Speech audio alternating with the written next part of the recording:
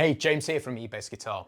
So this is the third interview of 6 in a very special series I'm doing celebrating hitting 60,000 subscribers here on the eBassGuitar YouTube channel.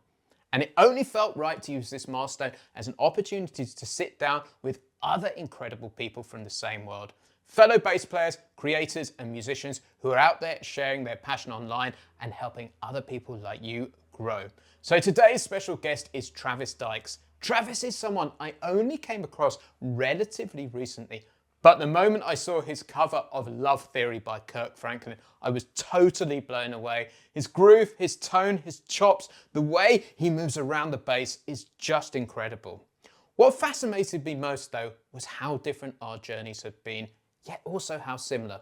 Travis learned to play bass in church, surrounded by live music and worship, while mine took a completely different route. But our paths have been different, and I could instantly tell we shared a similar drive and passion for building community and online content and sharing our love of bass. So this conversation dives into Travis's YouTube journey, his creative process, his musicianship at church, and what really fuels his work. By the end of it, it's clear to me we'll build a connection and a friendship that's definitely going to last. So let's crack into the interview. Here's Travis Dykes.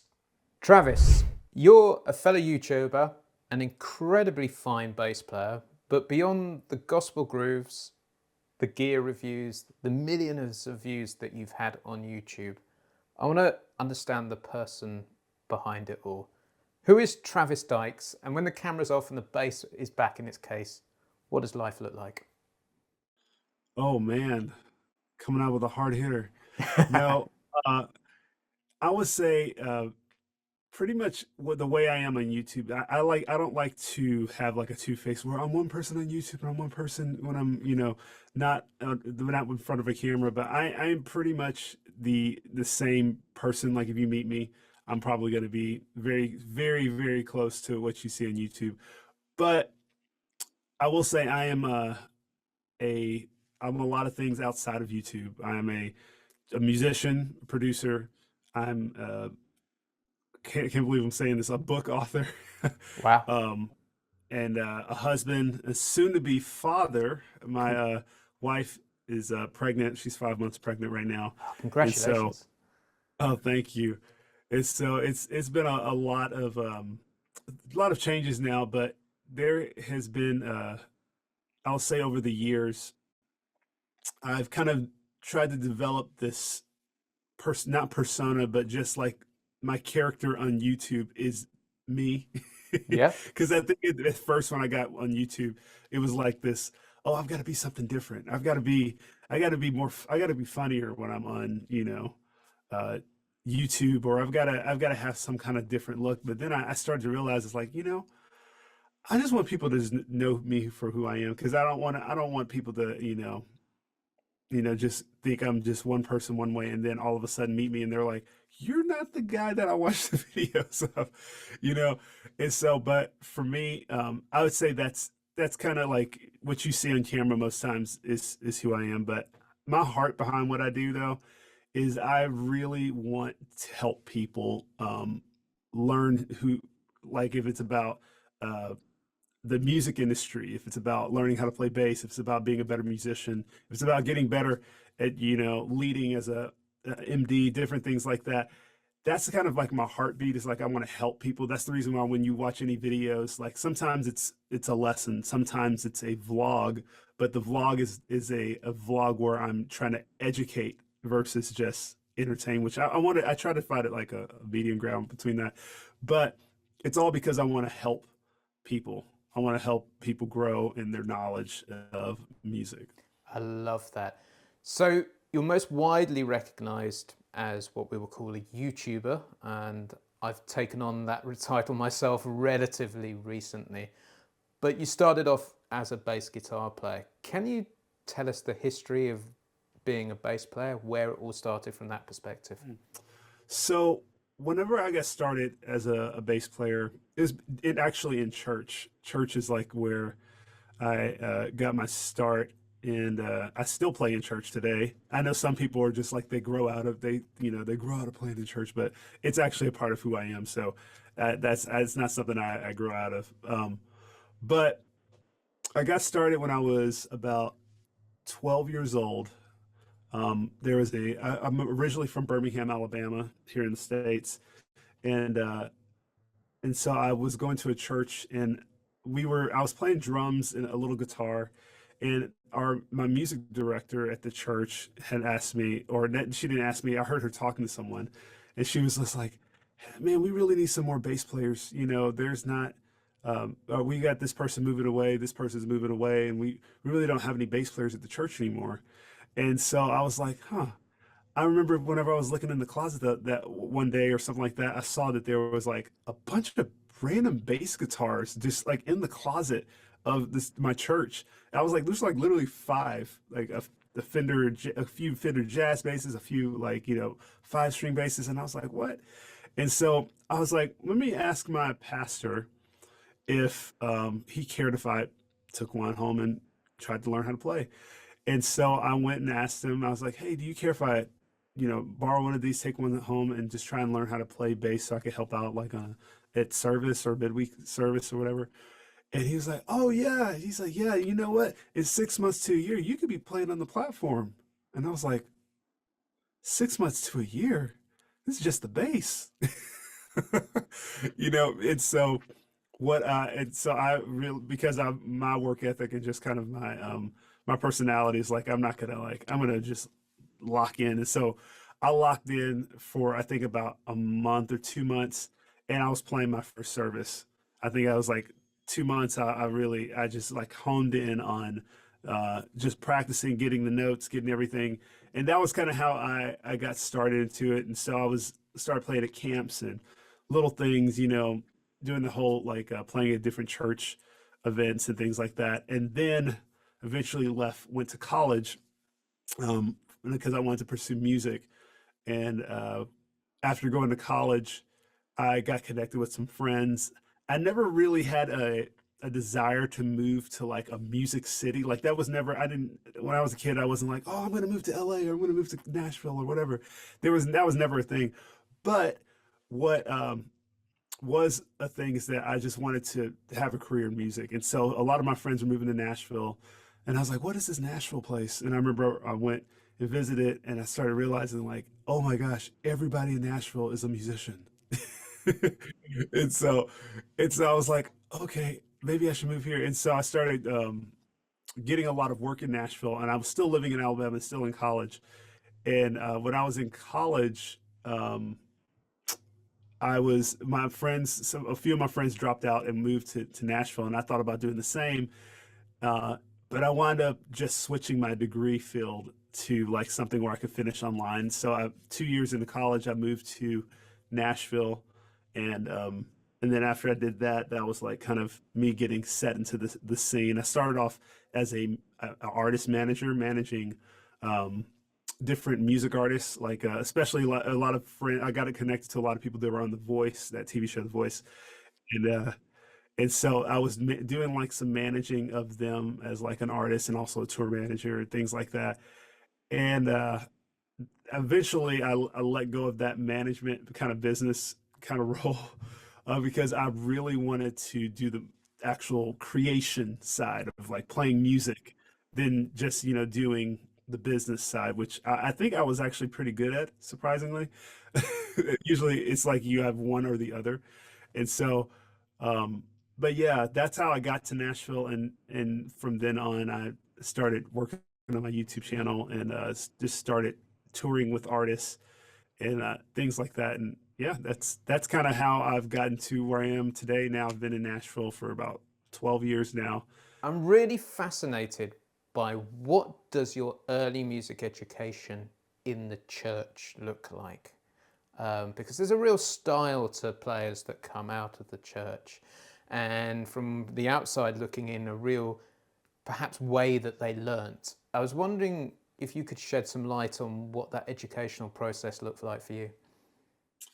You know, it's so funny. I feel like I'm getting more of a sense of my church education now than I have ever, because me teaching people who, are beginners or intermediates or advanced people, I'm like, where I started as a musician, and where I think a lot of people, because I started in like a gospel style church, like we're learning gospel music, like Kirk Franklin, you know, Israel and New Breed, all this kind of, gospel style music.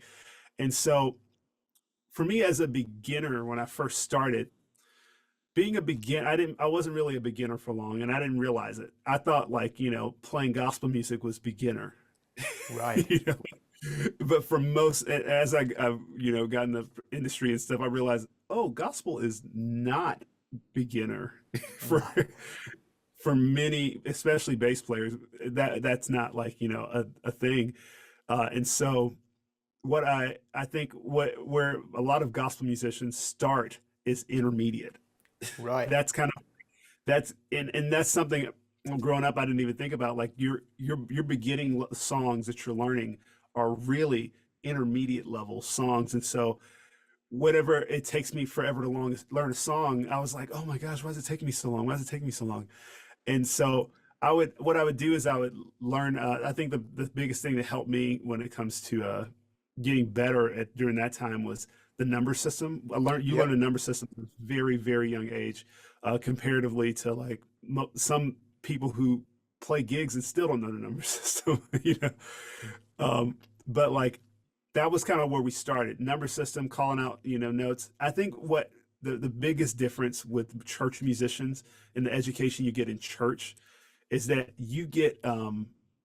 I actually have these three things. I feel like the three pillars of every musician is, uh, one thing is you have to know is theory. Yep. Theory is a big part, music theory. The next thing is feel, and the last thing is improvisation. And Right. I feel like these are, like, kind of the three pillars. This is kind of like my three pillars of what makes a great musician. And so if you have a good understanding of theory, a good understanding of feel, a good understanding of improvisation, then you'll probably do well as a musician. And so with church music, the one thing, the aspects you get um, really early on is the feel and the improvisation. Yep.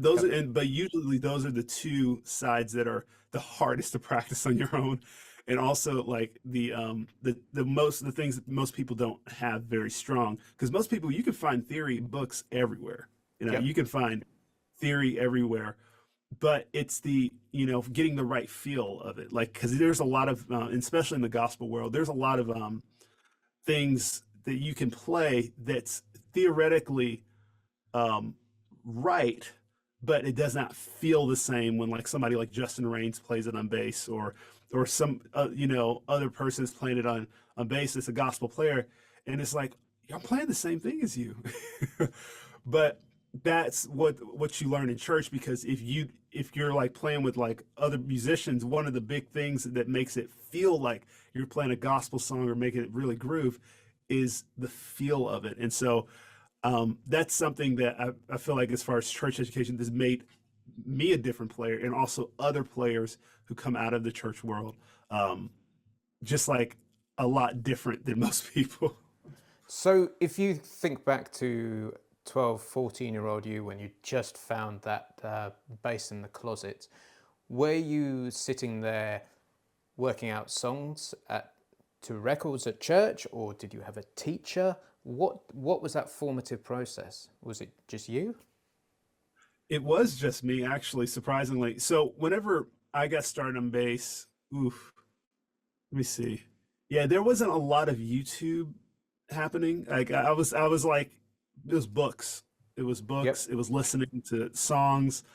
And so what my main education was songs. I first started off just learning songs. I didn't know my scales. I didn't know any of that. And a funny story, the first bass that I had, I didn't know anything about bass. I didn't know anything. All right.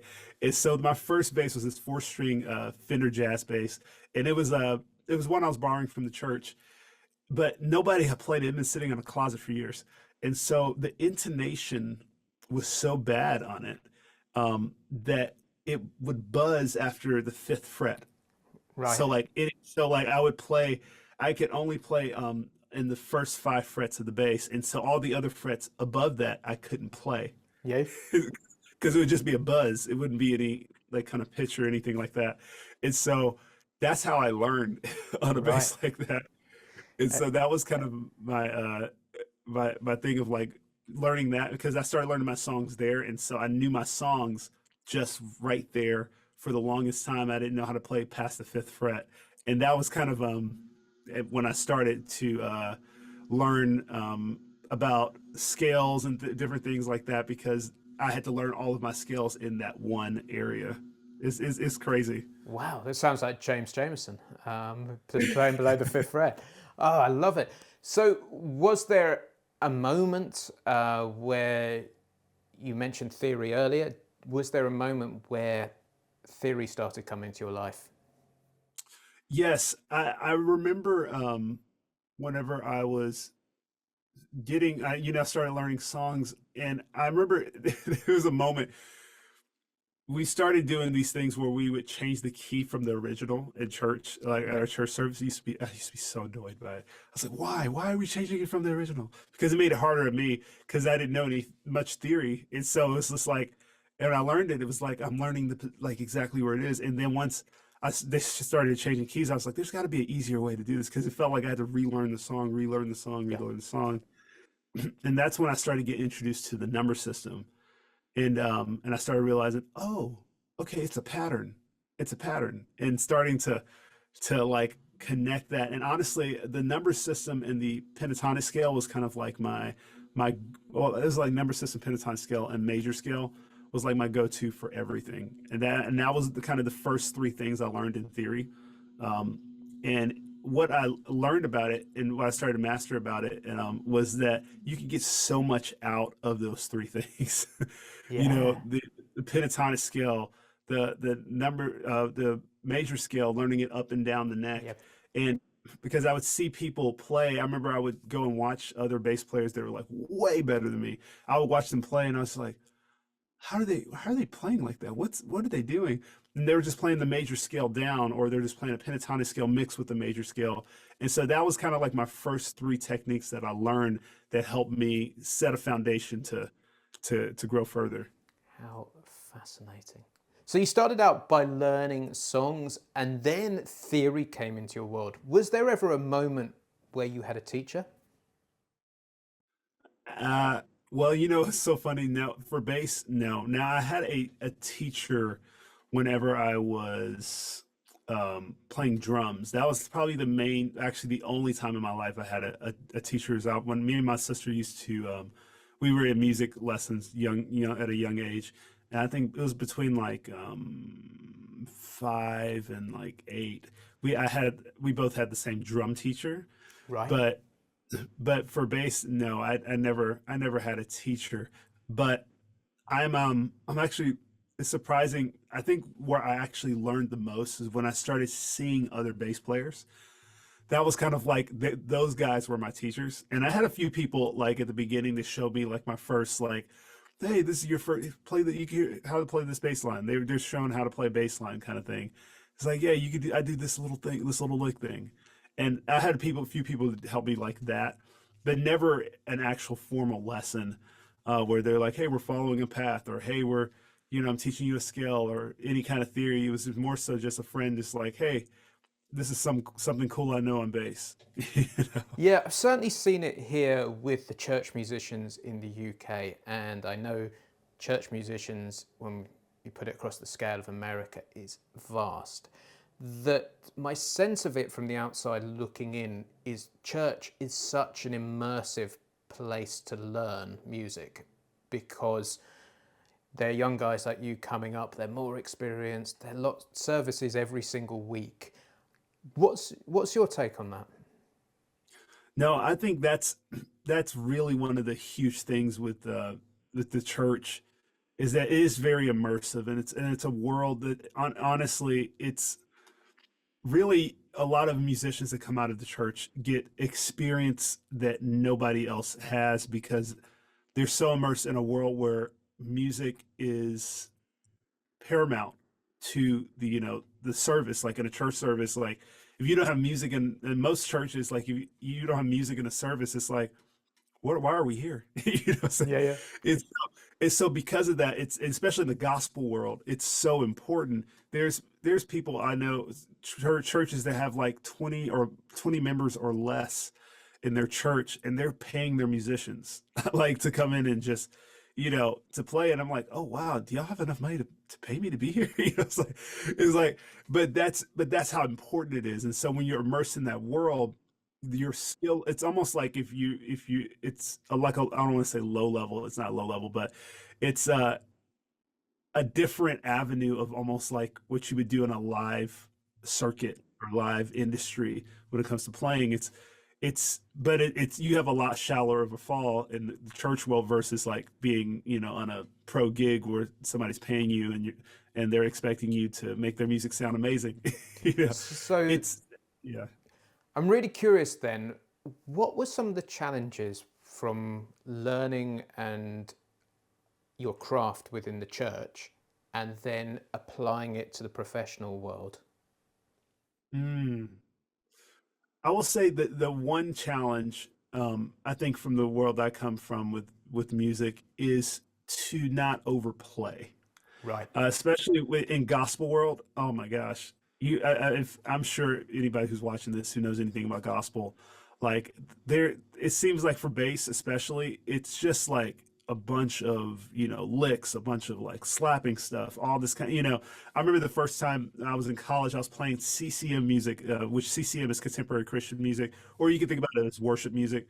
I was playing, and I was like, and CCM is a little bit more industry than gospel is. And so like the chord progressions are simpler. It's like more parts based, things like that. And I remember I was playing at a service, and it was like four chords the whole time, and I just could not get my mind around it. I literally couldn't get my mind around it. And I was just like, is it really, like, my mind wanted to add stuff to it, and I couldn't just play the four notes. Right. And that was like a huge challenge for me, because I was just like, it is simple. You have to simplify it. Like, they don't add too much to it. And that, I think that was probably the biggest challenge, is that in the professional world, just give it a little insight in the professional world. I'm sure you know this already, but a lot of people want you to play their music the way it's produced. you know, Yep. they don't want you to add a whole bunch of extra, flair and stuff unless they ask you to. That's one thing. But most times they want you to play the music like it is originally, created and arranged. And so whenever I'm coming from the church world, I'm so used to just doing a bunch of improv and just like being in the moment and just being like, oh yeah, I'm just gonna let's just play the 7-3-6, add that to it, this 2-5-1 to it. Let's add this crazy lick here, let's do this slap moment. But it's like, hey, you don't need any of that. You just need this particular piece of the music. And I would say the next thing with that as well is uh, learning the different sounds of genres was a Right. huge one for me, because with gospel it was just a big melting pot of like it. When I look back now, it's like funk is in there. There's some uh, there's a little bit of like Latin music in there. There's so many different styles mixed into gospel.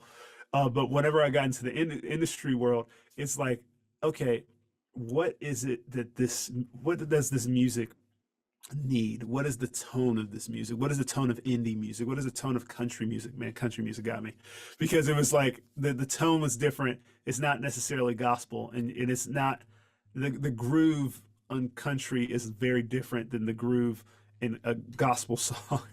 And finding that correlation, those were just probably two of my biggest challenges coming from the church world. That's absolutely fascinating. Do you read music? Yeah, yes. What was the process for you to read standard notation? Because for anybody who's watching this, it's not every church musician reads, do they? Because the number system is so prevalent. How did you learn to read music, and what was your motivator for doing it? Honestly, the reason why I started learning to read music was because of people I would watch, and people always say, "Oh, well, if you really want to get some gigs, you need to know how to read music. You need to know how to read sheet music." And I was like, "Really? Okay." And so I just did it on my own. I didn't Wow. really have any gigs with sheet music, and I just started learning. I had a few apps that I was using to learn, and then also just like writing out like lines and things like that was part of my education in it. But to be honest with you, I'm probably very, very rusty now, Right. because here in Nashville we have the Nashville number system, Of and course. so all of my music, probably 95% of the music that I play, industry, church, any gig that I play, um, is a numbers chart. Like, Right. and so that's kind of where I've really cut my teeth at now, and kind of where is my strength is at now, more so than reading standard notation. But the only reason why I did that was because I was like, oh, it's going to open more gigs for me, so let me learn how to do that. Yeah, well, that's fascinating. One thing I'm really interested in is my introduction to this music was probably 2004, looking back. There were two things. I got introduced to the music of Kirk Franklin, I got introduced to the music of Fred Hammond, and Ooh. just blew my mind. The skill, the showmanship, the flair of those musicians was unbelievable for me as a 23-year-old bass player. I'd never heard anything like it. And I was also fascinated with some of the artists at that particular time, like Beyonce comes to mind. She had a very much a gospel band behind her at that time, and they would reinvent the music. It sounded so different. Personally, I much preferred the live versions of, say, Beyonce or Same. Destiny's Child, for instance, at that point. And what's your experience as a musician who would have been in that situation?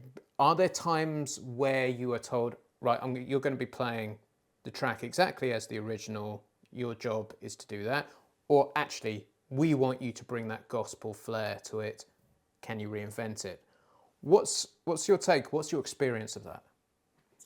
It really just depends on the genre and just the artist's vibe, because with most artists, they want it to be, even if they ask you to add a flair, they still want it to be the part. Okay. Right. Like they still want it to be like, okay, this is the bass line right here, but they just want you to add like a lick. Or and sometimes I learned this actually in the industry, just being with working with artists. It's like sometimes people, they say, oh yeah, I want you to, give me something cool, give me something whatever. It's something cool is not always a lick. Right. Sometimes something cool is like, I want you to groove. And I was like, huh. And it was certain things like that. Is like, okay, something flashy, it to artists may not be what's flashy to you. And I will say that that was something I started to learn, because flashy in the gospel world and where I come from is like, oh, I'm gonna do the slap bass thing here, or I'm gonna do this crazy lick way up the neck. But within the just regular world with working with artists, it's like sometimes when they say that, it's subtle. It's like they're like, when they think it's, they say, "Oh yeah, I want you to give me like a groovy bass line." I'm just like playing like the same bass line, just adding one note. Yeah. you know, Yeah. and that's kind of what they're just like, that's flashy to them. And so I think that was that, as far as doing this, with artists and different things like that. That was like a huge learning experience with that, and also with country music, playing, because if you play in Nashville, you gotta know how to play in country. And so uh, with country music, sometimes people would ask me, and they know I play gospel music. They want me to really like add a gospel flair, even though it's country music. You know what I'm saying? Right. They want me to be, oh yeah, give me a slap bass line right here. Or I've had this thing actually in the past few years where people ask me to do bass solos in country music. Really? And yeah, which is crazy.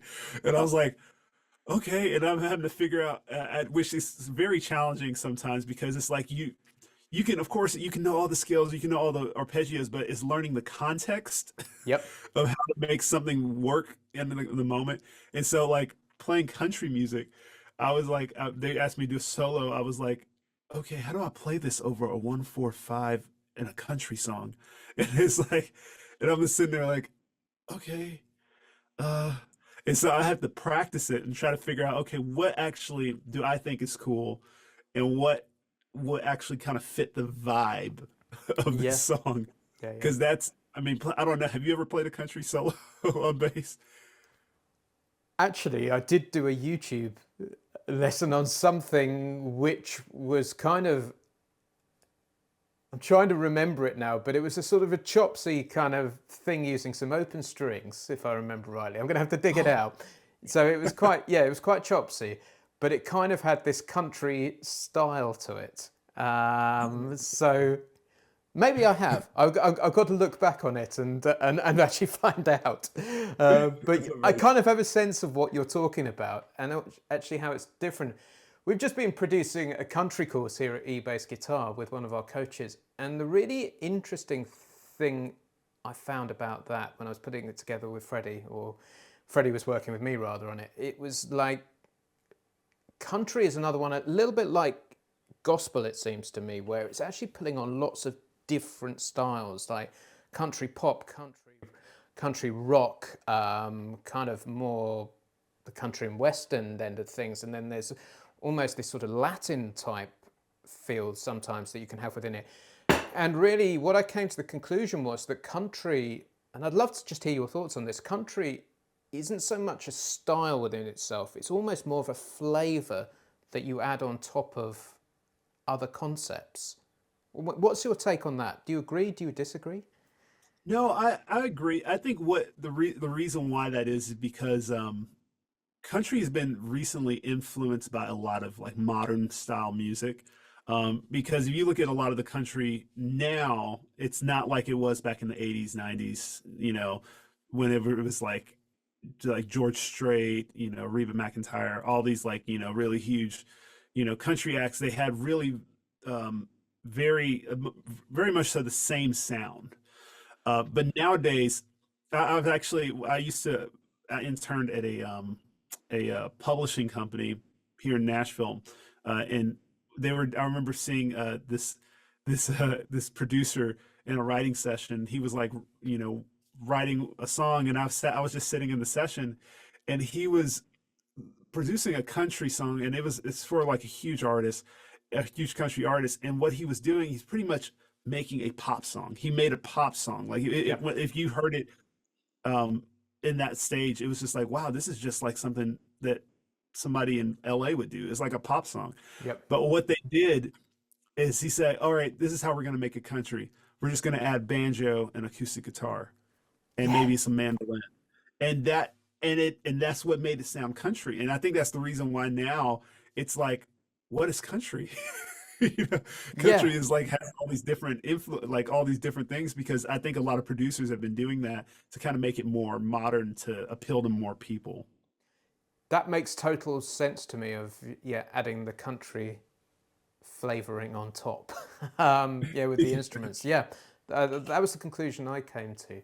So we've got a sense of you as a player, your education, your journey, and what it takes to be a professional. But most people will know you as a YouTuber. How did that start happening? What was the journey into that world? This is actually a funny story. I never had an aspirations to be online, to be known for anything online like like this. But the way it started is so I man, how long ago? It was a while ago. It was right when I think I graduated high school. I I, I found out about YouTube, and I was like, oh, I think gonna start like looking at stuff on YouTube, and I started finding these videos of bass players, and I was like, oh wow, oh my gosh, there's that person's ridiculous. Oh, that person's really great, and I started finding all these people, and I was like, wow, YouTube is so cool. And then it just stopped, and it was like, hold on, it's like I saw all the bass videos on YouTube, and it was like, what's going on? There's no more lessons. There's no more things. And so I was like, it was back when YouTube did not have a ton of Yep. bass centered content. It was back that time. And so, and I remember I was specifically looking up lessons, and I was like, man, there's nobody teaching uh, this concept or some of these concepts that I've been learning on my own at church. And I was just like, maybe if I put something out there, it could help somebody maybe. Because I remember I asked some friends have asked me questions about, playing before of like how I played a lick or how I played a groove or whatever for church. And so I was like, okay, let me just put video out there. And so I just got my phone, recorded a very, very pixelated video. And I was just like, and I just did a little lesson, put it out there on YouTube. Didn't really know what I was doing. And yeah, I didn't even look at it. I What? just put it out there. And then from there, what happened was like I did that a few times and I never kept up with it. I never literally it would be the most random. I had no post schedule, no Yeah. anything. It was just like I was like, oh yeah, let me put up a video on YouTube. I think because I would be practicing and I would have a light bulb moment. I was like, oh man, somebody else may like this. And Yep. so and then I would just like do a little video of me teaching. And then what started to happen, I remember I told people a couple of friends, I was like, oh yeah, I've been posting like some random videos on YouTube. And they were just like, how many subscribers do you have? And I was like, subscribers? I was like, I don't know. I never looked. And I remember I went to my YouTube page. I don't even think it was called YouTube Studio at the time. Yep. It was something else. But I remember I looked and I saw one and a two real quick, and I was like, okay, cool. Uh, and I was like, oh, I've got 12 subscribers. And then later that night, I was like, let me go back to that page and just look. And it was 1.2K. I had 1,200 Brilliant. 1,200 subscribers. And I was like, what? People are watching this? And I started looking at my videos and I had like a few videos with over 1,000 views. And I was like, people are watching my videos. Roughly what year would have this been? Ooh, that was probably 2011. Right. Yeah, so that Wow. was like 2012. That was probably 2012. Yeah, because I was like, it was right around because that was right when I was took my year off from high school after high school. Yeah, so 2012 or so, and I started. That was whenever I was like, oh, people like this, and I still didn't commit all the way. Just so Yeah, I yeah. didn't commit, and so I was just like, oh, that's cool. People watch it, and so I still put stuff out there, and it wasn't until let's see, what was it? I was about to get married. That was 2019, which it's quite a few years later. When I actually got serious about it. Um, I had this session. This is like this wrecked my life. So I had this session with a guy who played drums for Vince Gill, Right. he was like, we were here in Nashville, and I was playing, and I asked him a question because I was like, man, this guy's like my dad's age, and I was like, so do you have any uh, thoughts on retiring, or have any things in the works for retiring or things like that, or what does that look like for you? He's like, no, no, this is my gig. He's like, I don't have any plans on retiring. I was like, so you don't have anything saved up for retirement Yep. or anything like that? He's like, no, I'm just doing my thing. And I was like, I had this moment where my face, I was just like, oh, I don't want my life to be that. Right. and Yeah, yeah. and so because I was like, I don't want to be, doing $100, $75 gigs, or I'm not. I know he was doing bigger than that, but I don't want that to be my life when I'm in my 60s, 70s. I want to Yep. be able to just spend it with my grandkids or whatever I want to do. I want to say yes to, the things I want to do instead of having to say yes to everything. And so, I remember that was when it clicked in my head. I was like, okay, I have a little traction on YouTube. I think I probably had maybe 20, well, I don't even know, maybe like 30,000 followers, I think at the time, 20 or 30,000 subscribers. And I was like, okay, I'm going to get serious about this. And I remember in 2019, that's when like I was about to get engaged to my wife, or actually 2019, beginning of 2019 is when I got engaged to my wife. And that's when it like the throttle went like full on, because I was Brilliant. just like, all right, if I'm gonna do this, then I need to try to figure out how do you do better YouTube videos? How do you do this? How do you do that? I was like, and I just got locked into it. And so from then on, now I've kind of like, I think that was 2019, and 2020 is when I actually started denying work for it a little bit more. And that because 2020, that was when, the Yep. lockdowns happened, Of COVID and course. all that kind of Yeah. stuff. And so Excellent. that was 2020 was where the real shift happened. Like as far as like, oh, I think I gained like maybe 5 to 8 thousand subscribers in a month one time, and I was like, oh my gosh, this is crazy. And but it was during that time. But now that's how I kind of got to where I am today because now this is a huge part of my whole life now. Brilliant. So you got serious. What does getting serious mean in practical terms on a day-to-day basis? So I started actually studying YouTube. I actually All started right. studying storytelling, studying Yep. other channels. And I started to realize, what do I want to be versus what other people are? Yep. Because I think, and I don't think anybody should ever feel bad about mimicking other people because that's part of it. Like you're Yep. supposed, just like with music, you've got to, you mimic before you start creating your own thing, you know. And so I was starting to mimic some people. I went on this Casey Neistat kick, Yep. which I don't know if you know Casey Neistat, the godfather of vlogging on YouTube. Right. I wanted to do videos like that because it was just so cool. I thought it was so cool.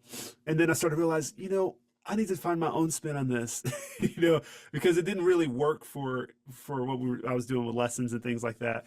But then I started developing a post schedule. Okay, instead of just putting up random videos, how many times am I posting a month? How many times am I posting a week? Right. You know, am I doing what kind of videos am I posting? Is it just lesson videos? So all these thoughts started to come into my head, and so I started to develop like, okay, this is where the direction I'm going. This is kind of what I'm starting to develop at this, and this kind of the getting serious about YouTube is like, okay, what is it that I want to be on this platform, and what is it that I feel like is my strength on this platform compared to everybody else? And so for me, it was gospel music, Yep. and I'll tell you this, it's a lot more higher quality stuff now, but for gospel at the time, there was not a lot of outliers like when it comes to gospel that had high quality, Sure. videos. All the gospel stuff looked like it was a, 360p, Yeah. even though we're in a 4K, you know, generation now. It was like so bad quality. The audio was terrible. Everything was terrible. The information was good, but the audio was just Yep. absolutely terrible. The quality is terrible. So what I looked at in my field, and this is something I've learned over the years, is like, um, what in my field, in my market, in my space that I'm going for, can I stand out in? And so if I'm going to go in the gospel world, what is something that nobody's doing in the gospel world on YouTube? Yep. And one thing that I noticed was like there was no high quality videos. There was Yep. no high quality production. There was no high quality storyline when it comes to these type of videos. And even with vlogs, I noticed there wasn't any great, strong storylines when it Yep. comes to it. And so though that was kind of how I started to hone in. I'm like, okay, this is where I need to be because I post a 4K video and people are just like, even if the information was like okay, people would go watch it because it's better than this 360p video, Yeah. Yeah. that's over there that has like awful audio and awful video quality. So that's what, when it comes to getting serious, Yep. that was kind of where I started doing all this research and just dialing in, okay, what is it I'm going to do on YouTube, and how am I going to grow on YouTube essentially. Fantastic. So it seems to me like you put out quite a different styles of content, and it seems to evolve over the years. If you look back round about the early days, you were more involved in creating lessons for the gospel world. Now you went into gear after that. You reviewed quite a bit of gear. And now you're sort of, I don't know, some people call it edutainment, where you're looking, perhaps an example of that would be where you get 3 or 4 bass players to create their same line over it and going, well, what are the differences? What can you help me understand what was the evolution? How did that all come about, and where is the direction going forward? So that's a great question. I most people don't know this, but I've always wanted to do that. I had a vision for it back when I was just doing my lesson videos. I was like, Yep. oh man, I love vlogs. I love seeing the behind the scenes of stuff. And so for me, that has always been my motivation. And I'm just now starting to figure out what that looks like. In the past like 3 or 4 years, I've been kind of figuring out, Yep. okay, what does this education entertainment thing look like for me and for what I do? Because I've always wanted to do it, and that's the reason why nobody's seen it, but I just didn't know how to do it. And Yep. so that's the reason why it's just now starting to come up. I still do lesson videos and things like that, but I think what I learned from myself is that I want to create things that make me excited. Yep. And lesson videos are fun for me, but doing them all the time wasn't as fun for me.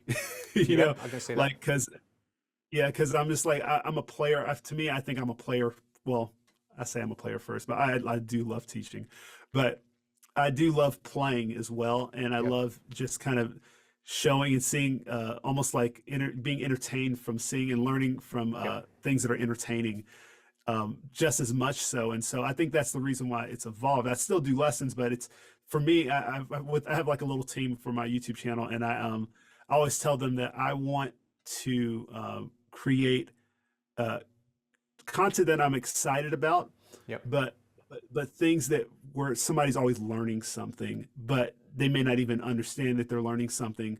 Because I think there's with YouTube and with just social media, there's so many like I guess trash content, Yep. or junk food content. That's better. Junk food content out there, where it's like, okay, this is, I'll watch this and it's super optimized, it's super viral, but it's not really doing anything for my life. It's just kind of just taking my time and energy and attention, and I'm not really getting anything back from it.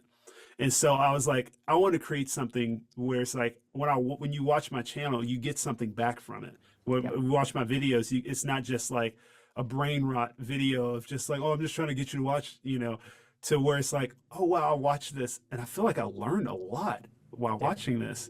And so that's kind of been my whole kind of evolution of that, is because that's kind of where I want my channel to continue to go, because I'm still going to do lessons and things like that, but I feel like in the practical sense of teaching people about gear on the road is really, I mean, for me as a musician, that's where I learned about gear. It's just Yep. being on the road. And I feel like if you do a review of, gear on the road, then it's for me as a consumer, I'm like, wow, okay, so this is how I actually can use it Yep. versus just like reading the manual, which I think a lot of people do when it comes to like gear reviews and stuff. And I used to always hate gear reviews like that. And I still kind of do, but it's just like I don't feel like I learn of how I can actually use it. I'm just sitting here. Somebody's just like, well, it's 96 kilohertz and blah blah blah blah blah, versus Yep. actually showing that, hey, this is the reason why 96 kilohertz means a lot. you know Yeah. when you do this, or this is the reason why this frequency band means a lot whenever you're actually using it in the moment. So Brilliant. but yeah, that's kind of, I feel like, the evolution of where my channel is going, the reason why it's going that direction. Now, the reason I found what you've just said absolutely fascinating is because I've been on a very similar sort of journey, thought process myself. My home territory is doing lessons. It's where I'm super comfortable and my brain makes content that people love. However, I've been looking at what else do I do? What else do I really enjoy?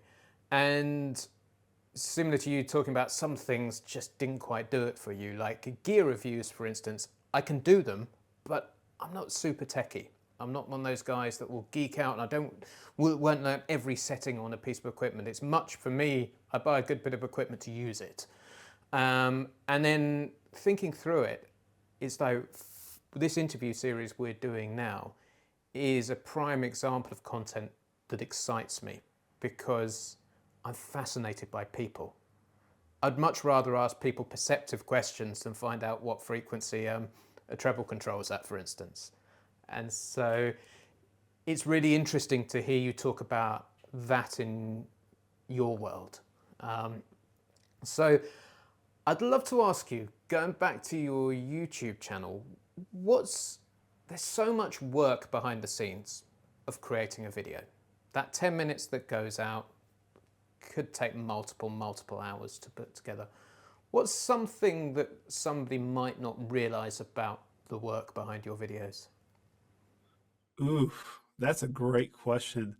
You know, I'm very open about everything, when it comes to my YouTube or just business, everything. Yeah, I'm just like open person. But I feel like I don't get to talk about it much because everything on my YouTube channel is always about music. So I talk about my behind the scenes life of like, being a sideman and playing on tours and things like that. But YouTube is one that I don't get to talk about that much. But it's actually quite a difficult it was a difficult process. It is still one that I'm still learning. I feel like I've got a little bit more of a handle on it. Still don't feel like I've mastered it.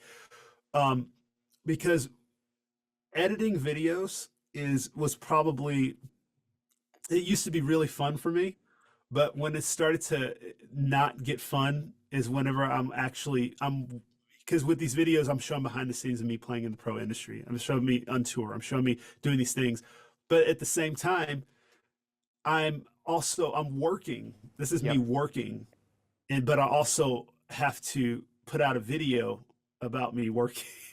And Yep. so whenever I would go on these gigs and tours and things like that, I would be I'm like sitting here, I'm recording on my it's almost like I'm doing double triple duty because like Yeah. I actually have to make sure I know my stuff for the gig so I don't get fired. I'm doing doing thing, but I'm also got to make sure, oh, I got a good shot, do I have good audio, and then I have to after that I've got to edit the video, Yep. and then I have to optimize, make sure the intro's good. I got to make sure the outros is where it needs to be. I need to make sure if I have a sponsor, the emails, because I don't think a lot of people realize that that's a lot Yep. on Huge. people who do vlogs and stuff like that, especially with and I think this is the reason why not that many people do the same way I do it because it's a lot of work. The Yep. kind of because it's the barrier to entry to do something like this is a lot higher because not only are you trying to keep your gig and not make the artist feel uncomfortable or whatever because you have a camera, or you were trying to make sure you're getting good material as well Yeah. for visual material and audio. Because I remember um, I I started doing this thing because I had an artist one time I worked with. She wasn't used to me at all. Like it was my first gig ever playing with her, and it was like I think I was doing a vlog or something like that, and they got super self-conscious because I had a camera all the time. And so I was like, oh gosh, I'm like, I have to record. I have to do this, I have to do this. And I remember I had to have a conversation. I've started having conversations with artists to let them know, hey, this is kind of, what I do. If Are you okay with this? I Interesting. started Yeah. had to ask that question and ask, hey, would you are okay with me doing this? I'll try not to put you in it, whatever. And Yep. so that's the reason why a lot of my vlogs and stuff, you don't ever really know who the artist is, um, Interesting. because a lot of the art, because I'm trying to make the content about uh, a thing and something a lot of people don't really understand, especially musicians. I don't know why. My process for creating videos is like thumbnail title first, Yep. and so which is I'm sure people have heard that before, but it's sometimes really hard in the music world to kind of think of an idea Yep. without getting a product in your hand or getting on the road and doing something. And so for me, so like for example, I'm on tour right now. I had an idea of doing a life. I'm MDing this tour, and I was like, life as a music director on tour. I was like, that would be a good title. And so before I even went on the tour, I already wrote my outline of what I think some things I could do, some things shots I think I could probably get, and I just have a little bit of an outline. And so when I go on the road, it's like, okay, let's talk about this, let's talk about this, and then if anything randomly comes up, I'm just like, okay, we'll just add that into the video. But that's how I think about it.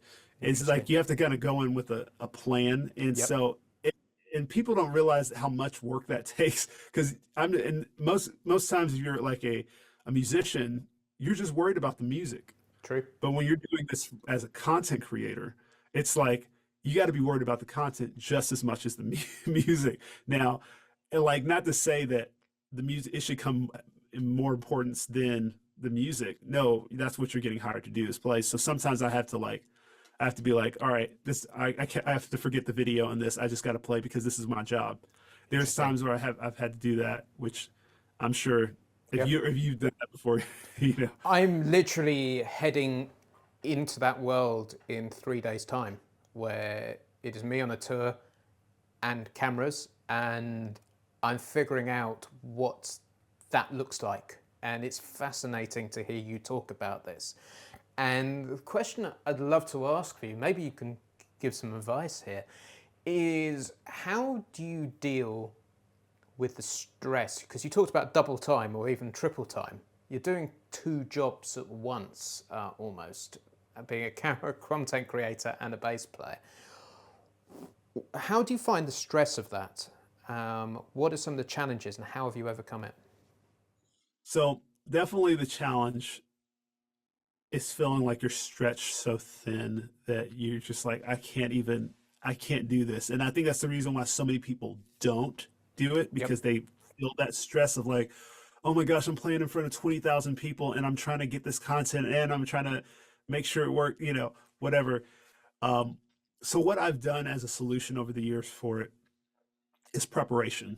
Preparation has helped me so much. And Right. also having a very simple kind of setup and knowing what's the best place for to put my camera Yep. and things like that. Because with me, sometimes I'm playing in a church, and if I'm playing in a church, some people, you know, it's hard to find like times where you could just like take time to put a camera up, if even if it's in rehearsal. There's people like maybe looking at you weird, things like that, and you're just like, okay, this is my job, you know, because you have to get past that hurdle there. It's like recording yourself in an airport is like, I remember that was the thing that kind of broke my shell of like nerves, because recording yourself in an airport is just like, you just feel like everybody's looking at you. Yeah. Yeah. Yeah. but but what I've done over the years though is just start to prep, you know, my ideas is so, and also learning what shots I need and what shots I don't need, Interesting. because I do think I've heard and learned from a lot of videographer friends. They're like, oh yes, you need to, you know, more footage is better than, you know, less, but also there's some footage you're just never going to use, like a footage of me, you know, I'm trying to think. I may get like short B-roll clips of me like playing bass without any audio, but I shouldn't have 30 minutes of that. Yep. you Yeah. Yeah. know, Yeah. or things like that, or having a shot from my back, you know, on the crowd is not as interesting as a shot of my hands, me playing. And so what I start doing is like these little things I start thinking about when I get to these venues. I'm like, okay, what's going to be the best shot? Okay, I'm going to put my camera here. I got a little tripod that's this simple that I can put here, and then also I think what helps me is that when I know the content that I'm going to be creating while I'm on the road, helps me to get the only thing that the more of the things I'm going to use versus the Yep. stuff that I'm not going to use. So like if Interesting. I'm going to do one talking about being on life of on the road as a MD on tour, a music director on tour, it's like, okay, so I'll probably do some talking heads. I probably need to do some talking heads when I'm at certain venues. Okay, I need to probably do a rig rundown. I probably need to get some shots of me actually leading and talking in the talkback where people can hear me. Yep. And so now I'm like starting to getting this almost like this kind of preliminary shot list, you know, like in my head of like, okay, these are the shots that I need, not these. Like, because some people would just get all this. Oh, I need to get a bunch of B-roll of just everything. It's like some, but this is what you really need. You can fill all that other stuff in later. I could get, you know, the crowd and things like that later, but this is the main meat of what I need from this, you know. And so that's the kind of things that help me find that solution to where now when I get to the gig, I'm not thinking about this there. You know, I'm just thinking about, oh, I already have a framework I'm thinking about. Okay, I need to get, you know, some shots from rehearsal. Okay, what's going to be my shot for when we're actually playing the concert? And so actually, this last leg of the tour I just did, um, the lighting people did not have the lights set for the date that I was playing, and so my ISO was too high on my camera, and so I was playing, and then I remember we started into the first song. The intro comes in, the lights come up. I was like, "Oh wow, this is the brightest. These lights are really bright." And I look down at my camera, and it's just like white.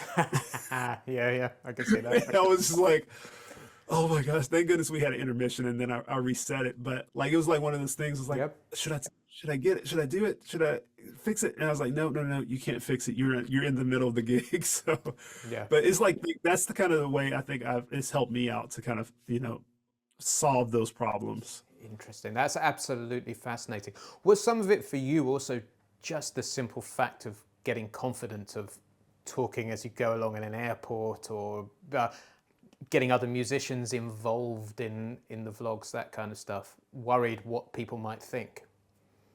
The thought that really helped me in it was realizing that this is my livelihood. This is like, because people do this all the time. You look at, there's so many YouTubers, there's so many videos out there where people are walking through airports, people are in public asking questions, things like that. And I think for me, what clicked for me is like, you know, I'm not nervous when I get on stage and play an instrument, even though it's not a normal job.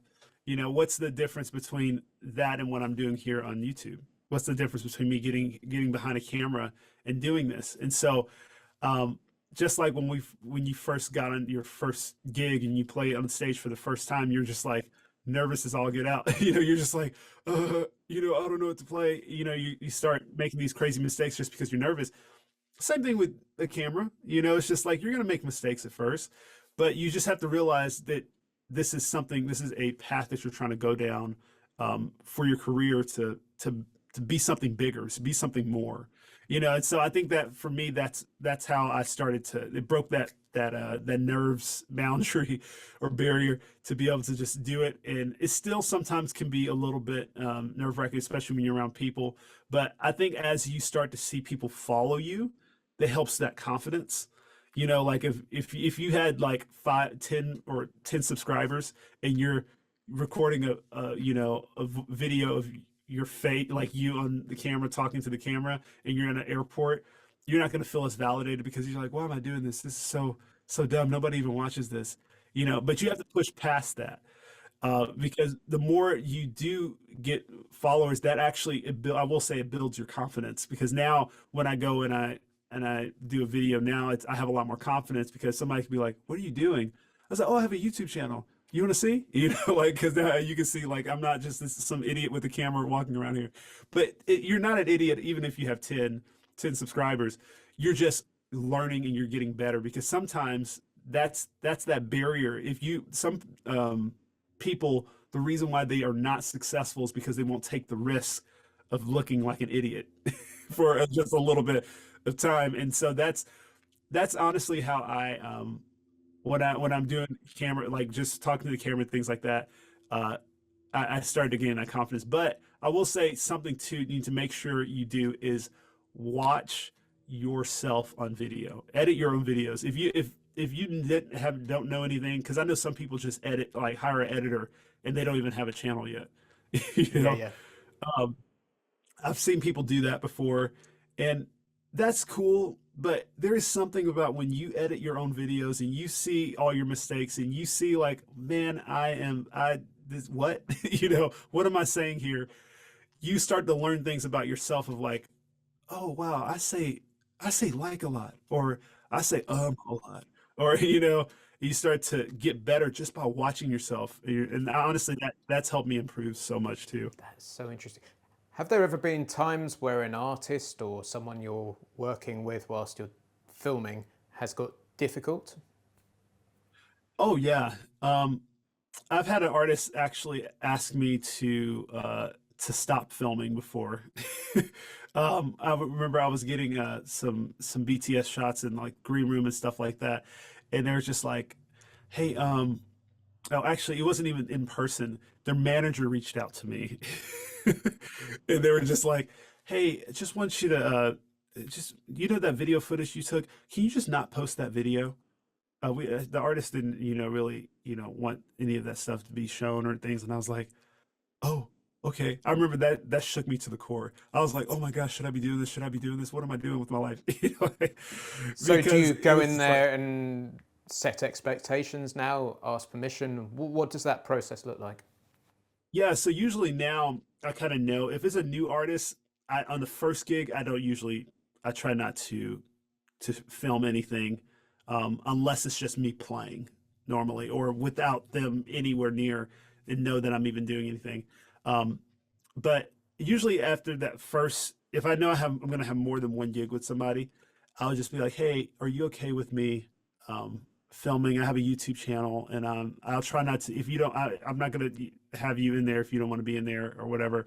And they're usually like, when you give people that accessibility, they're usually like, "Oh yeah, yeah, yeah, that's totally fine." Blah blah blah blah blah.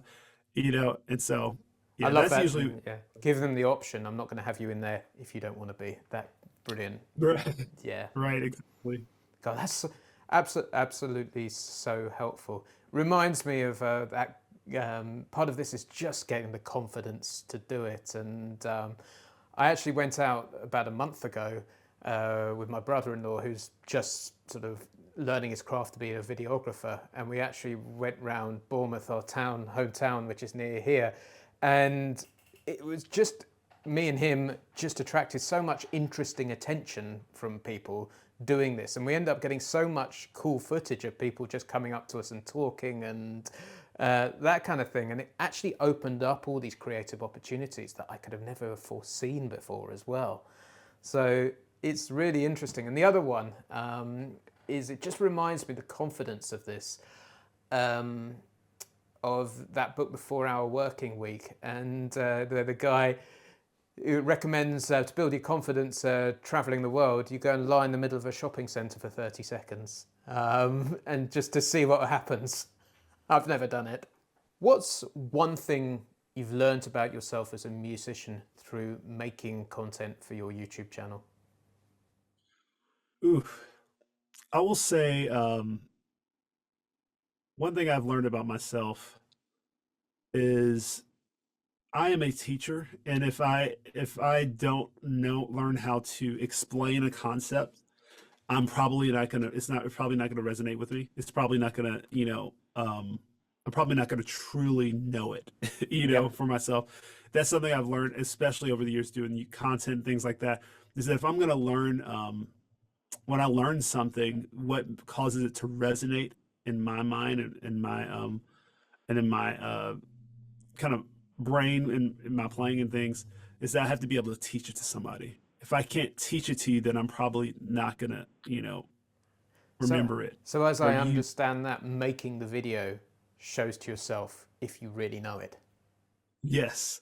And also what it does too for me is that it pushes me to create more because I think, especially you probably know this just as much, is that like when you put out a video and you do the same thing in another video, people call you out on it, Yep. or if you play the same lick in the same lick in whatever video, people are just like, didn't you do that before or whatever, and it's just like, and so whenever you do these lesson videos and things like that, what I've learned with it is like it helps push me to be a better musician or even be more creative as a musician because there's always ways you can be stretching as a musician. And so when you put out videos, it's almost like, okay, once this video is out there, I've got to come up with something new for the next video. You know what Yeah. I'm saying? I And love it so because it's it's almost like it's perpetuating your flywheel of knowledge and content. Everything feeds into itself. What a oh yeah. wonderful way to finish. So, last question I'd love to ask you to wrap up is if this conversation was the last thing people heard for you, what would you want them to know, remember, or carry with them going forward? Mm. So this year I have had a this there's this idea of people having an unfair advantage. That's the word, unfair advantage, and it's something that I feel like my life has been. And a lot of people think that they have disadvantages in life. They think they have, okay, I can't do this because I don't have enough money for gear. I don't have, a nice enough instrument, or I don't have, I don't live in Nashville, or certain things like that. When it comes to just doing what they love, doing their dreams, doing what they, feel like they're supposed to be doing in life. Um, but what this concept has shown me, and what it is that your unfair advantage is the unique situation and story that you have. You know, if you don't have a lot of gear, if you don't have a lot of things, then that is your unfair advantage. You can appeal to those people who don't have that much stuff. You can appeal to those people who do have that much stuff. If you do have a lot of gear, you know, there's so many. Your unfair advantage is basically the situation that you are in. And so, like for me, it's so crazy, is that I never had a teacher teach me these concepts on bass. But because of that, I've been able to teach from a more authentic place, and where players are actually at compared to like just following a book, a manual. And so that's the reason why my lessons are so much different than other people. And also being in church, there's a way of thinking that I think that appeals to a lot of people that not everybody appeal to. And so I think when you think about what is it that is your, unfair advantage compared to somebody else, it may not seem like an advantage to you, but that could be the secret, unique thing that will take you there. And so if I could leave anything with anybody, is find your unfair advantage in your life, and I promise you, you will have success. That is an amazing way to finish. Travis Dykes, thank you so much for being on the eBassGuitar YouTube channel and helping us celebrate 60,000 subscribers. Thank you so much for having me. This was a lot of fun. Man, that was such a brilliant conversation. What I love most about Travis is how honest and open he is. He's the same guy on video as he is being interviewed, and I love how he shows up for his community of worship bass players.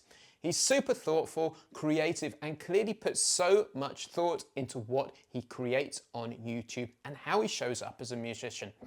I learned so much from hearing about his journey, especially coming from that church background, and how teaching himself has now made him a great teacher himself. This is the third in our 6-part interview series celebrating 60,000 subscribers on YouTube, and it makes perfect sense to use this moment to celebrate people who are in the same world as me, building something really meaningful and really purposeful. So if you haven't seen the other episodes yet, go and check out my interviews with Leland Sklar. They're full of inspiration, wisdom, and humility. So Travis, thank you again for sharing your story. I've got a feeling this is just the beginning of us hanging out. So I'll see you in the next one.